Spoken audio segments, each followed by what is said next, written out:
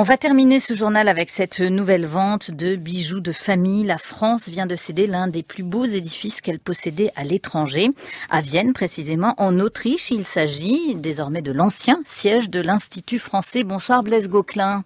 Oui, bonsoir Tara. Vous êtes à Vienne justement, où l'on vient donc d'apprendre que c'est le Qatar qui va hériter de ce joyau de l'architecture néoclassique. Alors la rumeur de cette vente courait depuis longtemps et les choses sont donc actées à présent.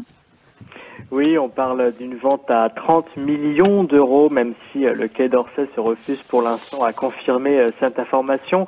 En tout cas, c'est tout un symbole que de voir la culture française devoir céder la place à l'ambassade du Qatar. En vendant ce palais à l'Émirat, la France offre à son allié l'une des plus belles représentations diplomatiques qu'il est possible de posséder dans la capitale autrichienne.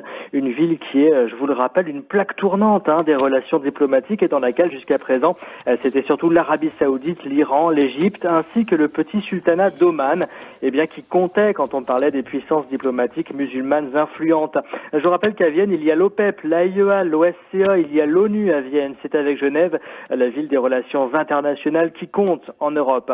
Il y avait donc une forte réticence à la vente de ce palais au Qatar parce que ce palais, il est situé sur le même terrain que le lycée français de Vienne. Les élites autrichiennes politiques, les élites artistiques avaient fait savoir à la France qu'elles étaient opposées à ce que le Qatar devienne acquéreur.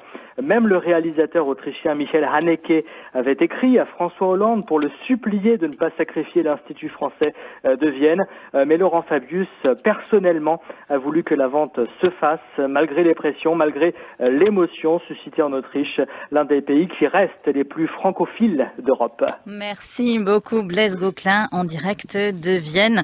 Le temps demain toujours très doux sur la France, gris aussi beaucoup. Un peu de soleil tout de même sur la moitié est du pays. C'est la fin de cette édition préparée avec Meta Chiteya à 22h. Prochain journal sur France Culture avec Stanislas Vazak.